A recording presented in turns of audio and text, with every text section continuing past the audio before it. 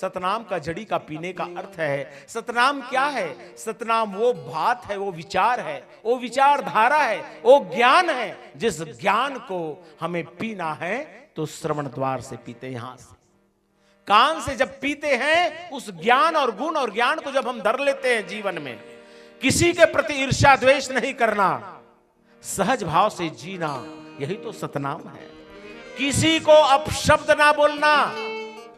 लेकिन यहां क्या होता है?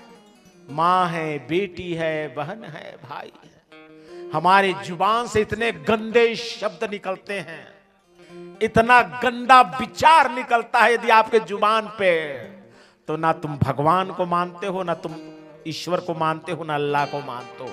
असली तेरे घर में भगवान है, मेरी मां, मेरी बेटियां, मेरी बहन, वही तो जन्म देने वाली मां है। प्रथम गुरु भी है मां, जन्म